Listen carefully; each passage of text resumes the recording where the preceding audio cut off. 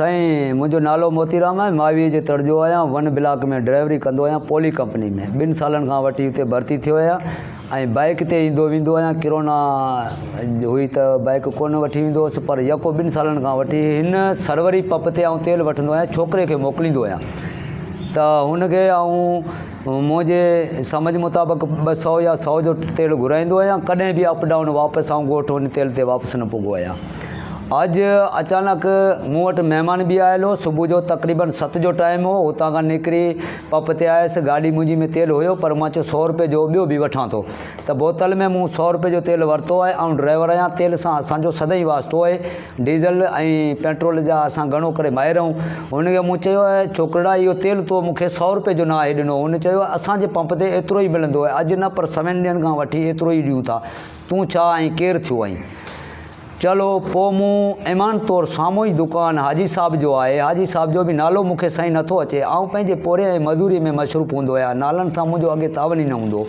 पोइ हुन वटि आउं वियो आहियां। हुनखे मूं चयो तव्हां ईमान तौरु हिन ते टिक करे ॾियो त हीउ मूंखे तेल घटि लॻे पियो ऐं हिन जे लाइ तव्हांखे हरगिज़ जवाबदार माने शायदि थी रहणो पवंदो।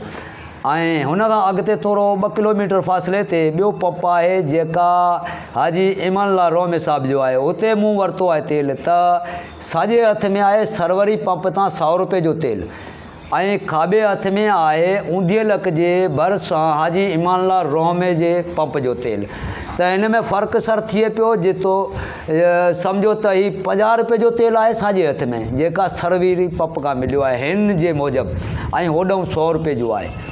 सो इहो सर इंतिहा ज़ुल्म कनि पिया।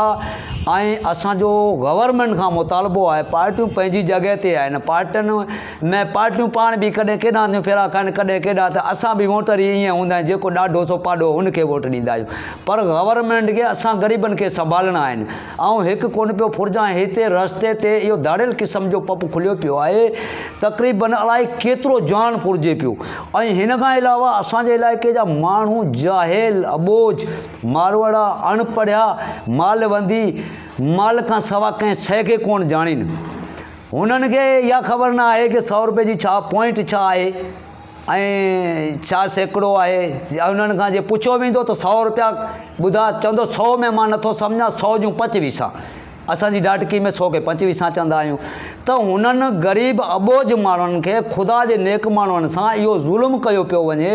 असांजी गवर्नमेंट खे अपील आहे, हथ बंधी अर्ज़ु था करियूं त महिरबानी करे हिन ज़ुल्म खां निजात ॾिराई वञे ऐं गवर्नमेंट हिननि ते कंट्रोल करे जाइज़ रस्ते ते हलाइण ते हिननि खे सेखारे। महिरबानी करे ग़रीबनि खां इहो जेको ज़ुल्म आहे सो बंदि करायो वञे। सर महिरबानी। ओके।